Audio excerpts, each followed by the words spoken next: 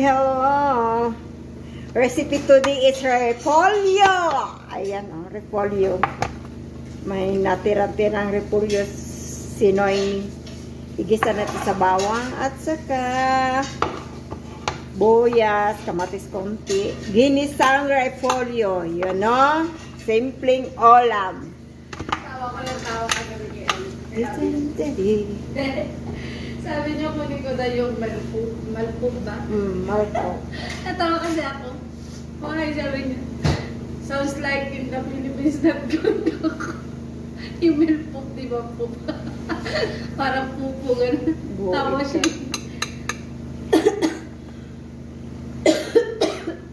Kaya na. Ano ba yun?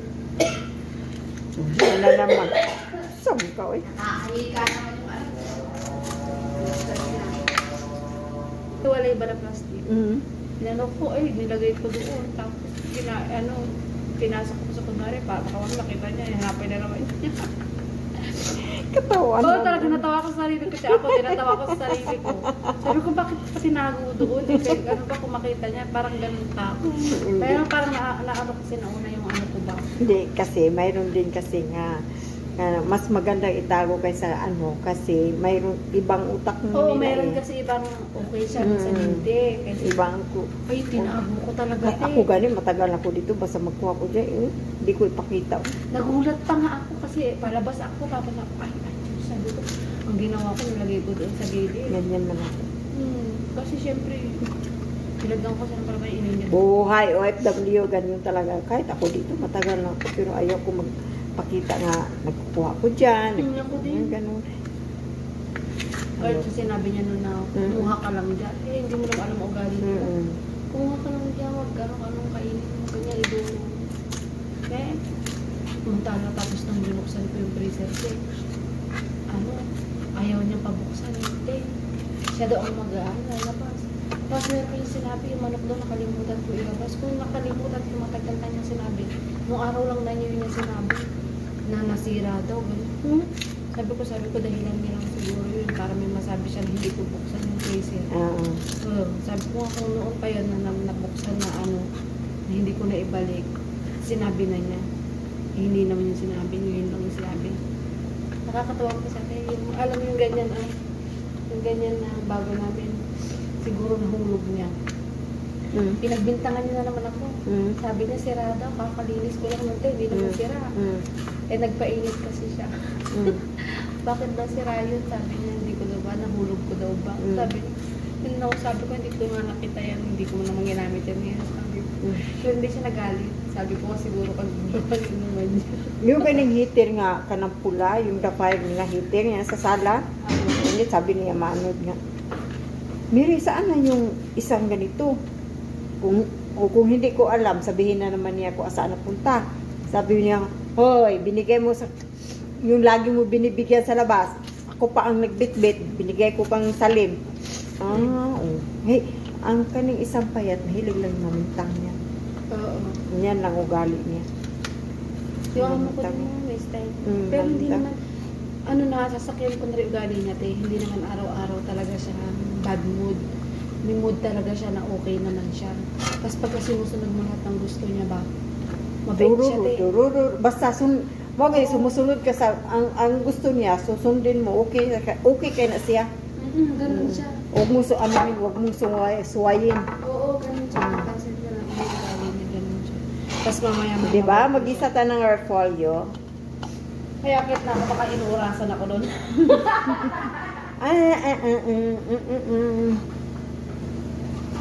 Gisa na natin. Simpleng ulam, bilisang repolyo.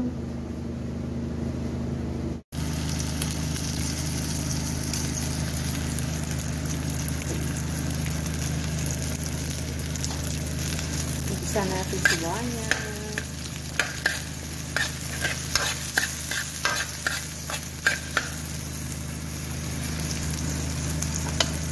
Ayan.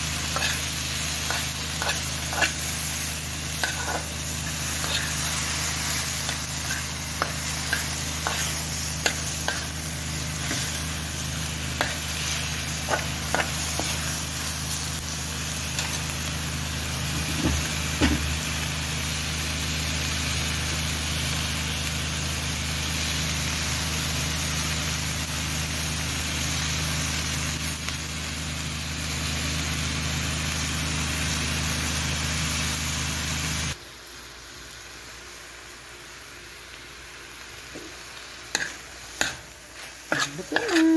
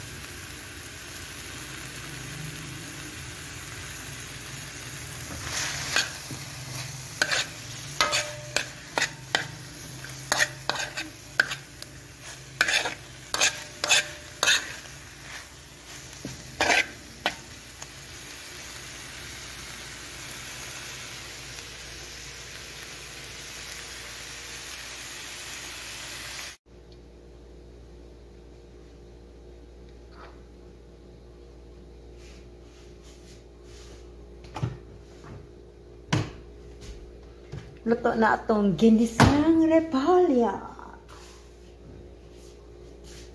Ako, ang sarap.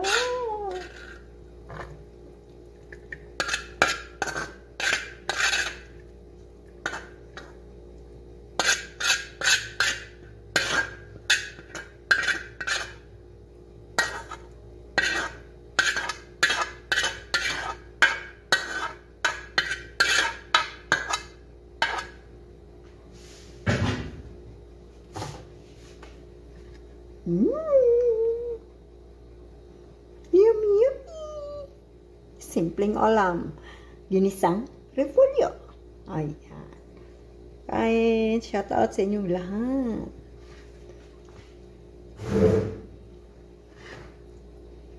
Kain na tayo. Kain, kain. Habang init pa.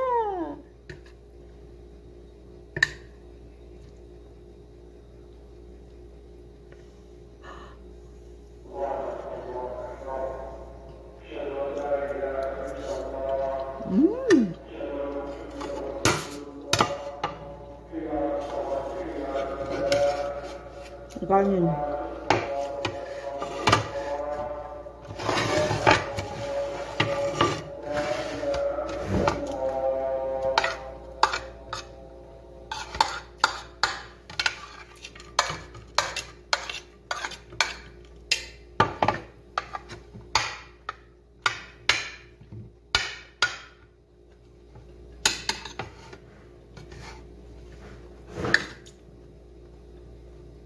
Sarap niya.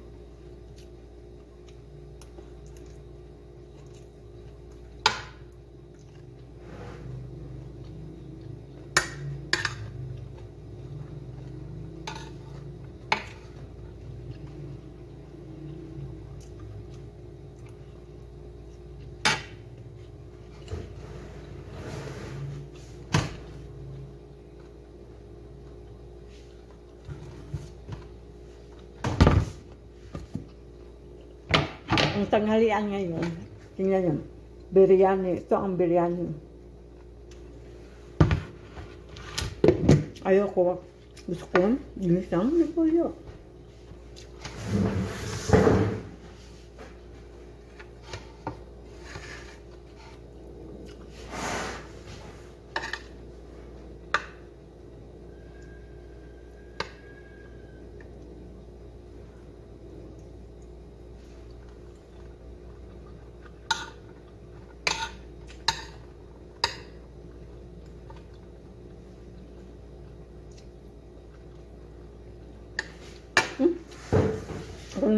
Maliwanag kasi.